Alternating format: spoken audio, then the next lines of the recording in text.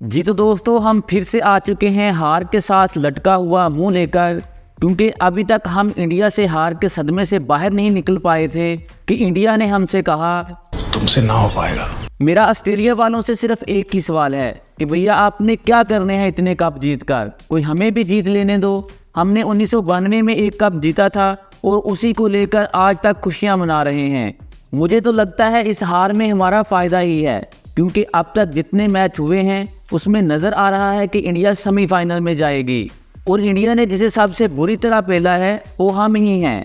इसलिए मुझे लगता है कि अगर हम किस्मत के सहारे किसी ना किसी तरह सेमीफाइनल तक पहुंच जाते तो इंडिया के लिए आसान हो जाना था कि वो हमें हराकर सेमीफाइनल में चली जाती और आसानी से कप जीत लेती।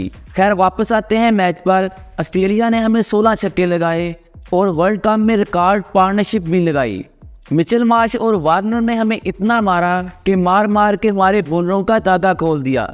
ये तो भला हो शहीनशाह अफरीदी का, जिसने इस फ्लैट विकेट पर 5 विकेटें ली और एक वक्त में जब नज़र आ रहा था कि ऑस्ट्रेलिया 400 से ऊपर जाएगी, शहीनशाह ने 5 विकेटें लेकर ऑस्ट्रेलिया को 367 पर रोका। जब हमने ऑस्ट्रेलिया को 367 पर रोक लिया तो हमें लग रहा था कि शायद इस फ्लैट पिच पर हम ये स्कोर पूरा कर लें, क्योंकि बाउंड्री भी छोटी है और पिच में भी कोई जान नहीं है। बाउंड्री तो इतनी छोटी थी कि शायद मेरी दादी अम्मा भी खेलती आकर तो वो भी छक्का लगा देती। और हमारे बैट्समैनों से टोटल कितने छक्के लगे, कोई 5 या 6, जिसमें से एंड पर आकर इफ्तिखार ने 3-4 छक्के लगाए। मेरा तो पाकिस्तानी बैट्समैनों को एक ही मशवरा है कि वो अपने बैट संभाल कर रखें, क्योंकि आगे सर्दियों का मौसम आ रहा है और ये बैट आग जलाकर सेकने के काम आएंगे। पाकिस्तान में वैसे भी सर्दियों में कौन सा गैस आती है, गजब बेइज्जती है। अगर बात करें हम फील्डिंग की तो वो हमारी रवायत रही है कि हमने ऑस्ट्रेलिया के खिलाफ लाजमी कैच छोड़ना है। इस मैच में भी उसामा मीर ने 10 के स्कोर पर वार्नर का कैच छोड़ा, जिसने बाद में 163 स्कोर किए। वार्नर ने इतने स्कोर कर दिए जितनी हमारी आधी टीम नहीं बनाती। अरे बाप रे, ये तो धोती खोल रहा है। मेरे तो ख्याल में फील्डिंग कोच पर पैसे ज़ाया करने की बजाय अगर हम वही पैसे गरीबों में बांटें तो हो सकता है कि उनकी दुआओं से पाकिस्तानी टीम जीत जाए। वैसे भी पाकिस्तानी टीम को जीतने के लिए दुआओं की ज़रूरत होती है, लेकिन जो भी हो भाई, हमारी टीम रहम दिल बहुत है, क्योंकि मुखालिफ टीम का ऐसा प्लेयर जिसकी फॉर्म अच्छी नहीं होती, वो फॉर्म ढूंढने की तलाश में होता है तो हम उसके साथ होते हैं। हम उसे कहते हैं कि तुम परेशान ना हो, हम उस बैट्समैन की पूरी मदद करते हैं कि उसकी फॉर्म वापस आ जाए। इसी तरह हुआ वार्नर के साथ।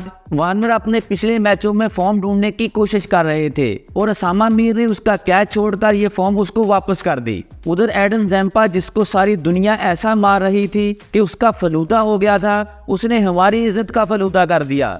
मुझे तो ये समझ नहीं आती कि आखिर पाकिस्तान की दिक्कत क्या है। पाकिस्तान जीता हुआ मैच हार जाता है। एक टाइम ऐसा था कि 20 ओवर में 168 रन चाहिए थे और हमारी 7 विकेटें बाकी थीं। अगर देखा जाए तो T20 के लिहाज से ये स्कोर बहुत इजी था, क्योंकि पिच भी फ्लैट थी और बाउंड्री भी छोटी थी। लेकिन उसके बाद हमारे नंबर 1 प्लेयर फिर से स्पिनर का शिकार हुए और हमारी टीम उसके पीछे पीछे ढेर हो गई। मुझे तो अब ये डर लग रहा है कि हम अफगानी स्पिनर को भी खेल पाएंगे, क्या उनके सामने भी हार जाएंगे। खैर, हमारे लिए इस मैच में प्लस पॉइंट ये था कि शहीनशाह अफरीदी ने बहुत अच्छी बॉलिंग की, जो उनके लिए ज़रूरी भी था, क्योंकि बहुत सारी आवाज़ें उठना शुरू हो चुकी थी कि शहीनशाह अफरीदी को ख़ास बॉलर नहीं है बल्कि एक मामूली सा बॉलर है। यहाँ तक कि वकार यूनुस ने यह कह दिया था कि शहीनशाह अफरीदी को बुमराह से बॉलिंग सीखनी चाहिए। भाई वाह। आज की वीडियो में इतना ही। अगर आप हमें YouTube पर देख रहे हैं तो हमारी वीडियो को लाइक कर दें और हमारे चैनल को सब्सक्राइब कर दें, और अगर आप Facebook पर देख रहे हैं तो हमारे पेज को लाजमी फॉलो कीजिएगा। हम मिलेंगे आपसे अगली वीडियो में, तब तक के लिए अल्लाह हाफिज़।